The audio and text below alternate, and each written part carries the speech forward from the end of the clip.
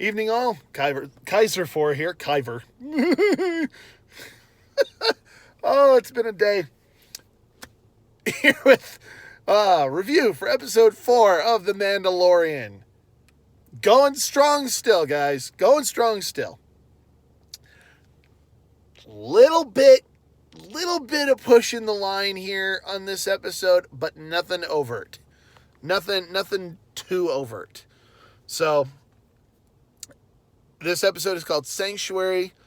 It's about the Mando and Baby Yoda trying to find a spot to lay low. They end up on this kind of backwater planet. And, of course, they meet Cara Dune. We've been waiting for Gina Carano's character to make her appearance, and she doesn't disappoint. I love Gina Carano, I was looking for her because a lot of the, rumors were if they were gonna go woke, if they were gonna do the stupid stuff that Disney's been doing for the last few years, this was probably going to be the episode that was going to happen. And I don't know. Bryce Dallas Howard directs this one. I think she did a good job.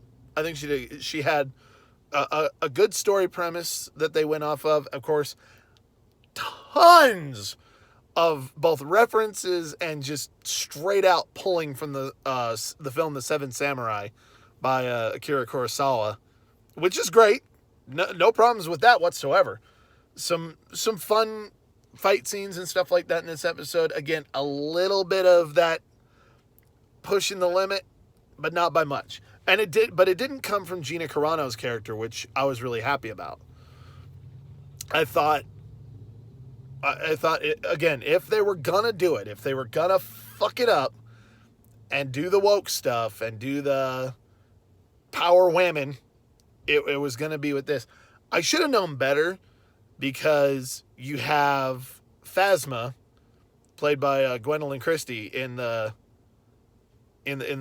sequel in the Disney trilogy. Sorry, can't call it the sequel trilogy.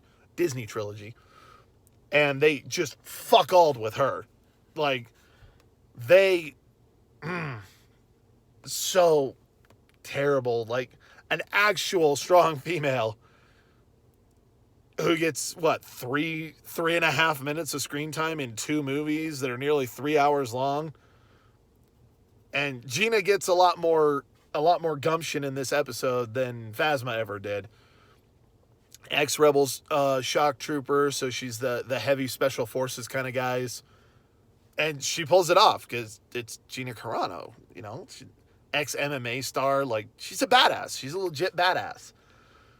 And she beat up Colossus. I mean, that's what I remembered her from when she got announced was, they put angel dust in here? That's pretty cool.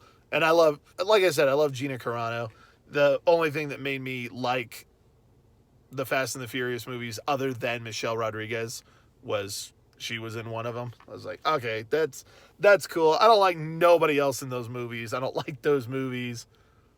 I like The Rock, but he's just kind of generic in those movies. Anyway, so, of course, the fishing village gets attacked at the very beginning of the episode, this little shrimp fishing village.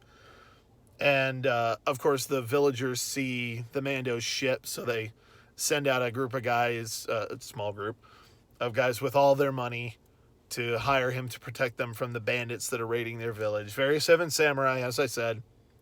And, of course, Mando wants to lay low, so, fishing village out in the middle of nowhere, fuck yeah, I'm down with that.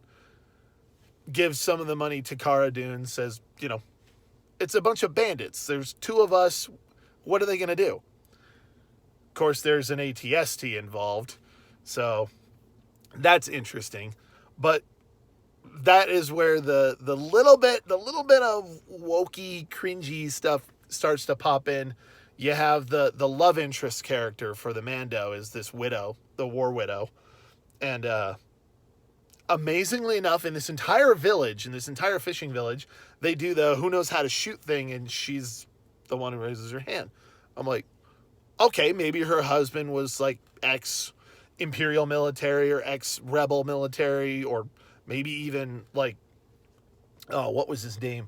Cutler Quain from Clone Wars, a clone who found his way off the grid and settled down and had a family. Who knows? I could kind of see it, actually, with the way the daughter...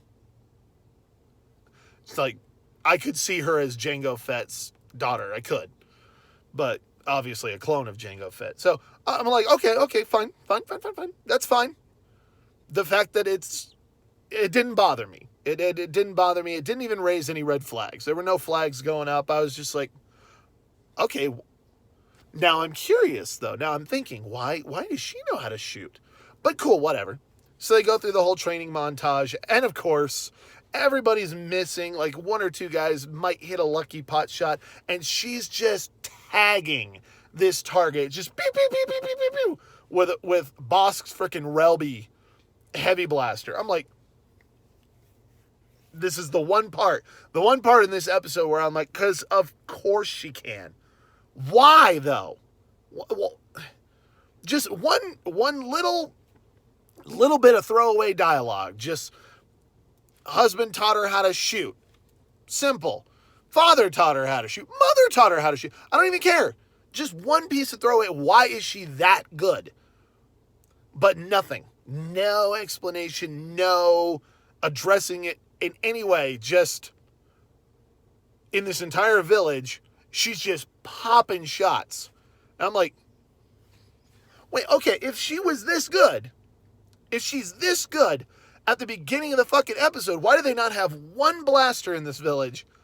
And she just takes that and starts wrecking bandit ass. I don't get it. Maybe, okay, the bandits do it by surprise, okay, but it feels like this is not the first time they've hit them.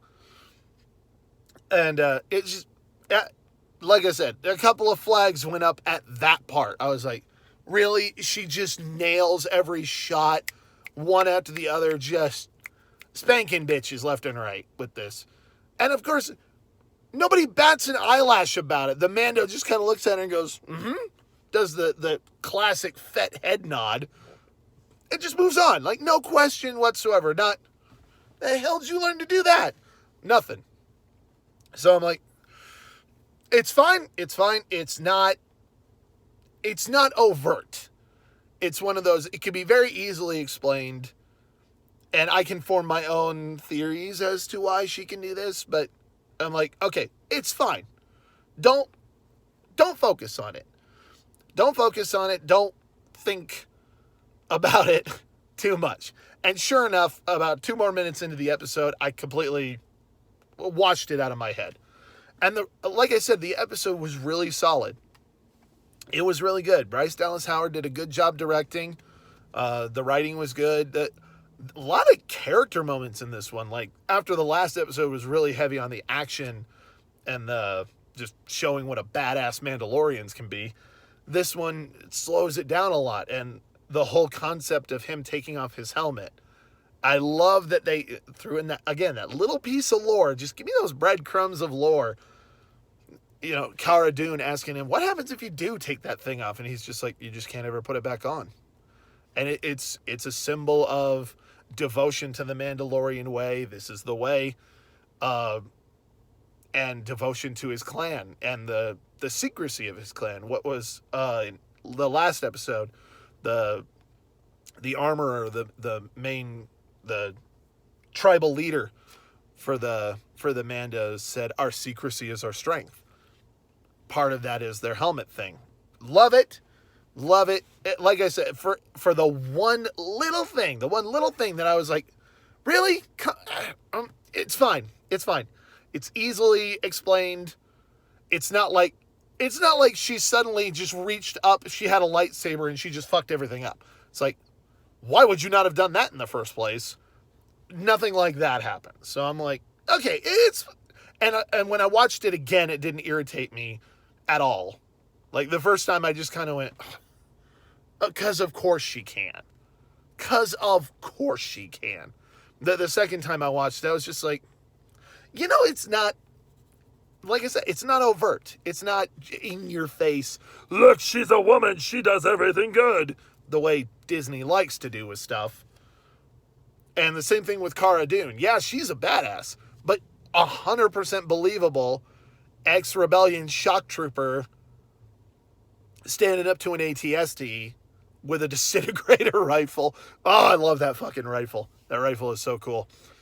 But overall, this episode was good. It's not the worst, the way that I've heard a lot of people say this is the weakest one. I don't agree with that. I honestly believe probably the second episode was the overall weakest for me. Just all the side quests and stuff that he's got to go on to get Baby Yoda back. It's like, okay, just to show off that Baby Yoda has force powers, that's basically what that episode was. Still great episode, still a fun episode. But in the overall scheme of things, this one had a lot more impact than 2 did. It had more, they slowed it down a little more exploration into the Mando. Again, those little breadcrumbs of Mandalorian culture thrown in there. I love that shit. So I guess if I had to rate this episode, maybe a B+. B+ or a B. This was a solid, good episode. It was a good... Actually, I would call it a great episode. And I really hope they keep the fire burning, guys. Keep the wheels rolling. Just keep up the momentum. Don't fall into some bullshit. I'm begging you. As a Mando, I'm begging you. Don't fall into that. But anyways, guys, that's the review. Hope you guys enjoyed. I will see you guys on the next episode. May the Force be with you. And of course, as the Mandos say, oh yeah!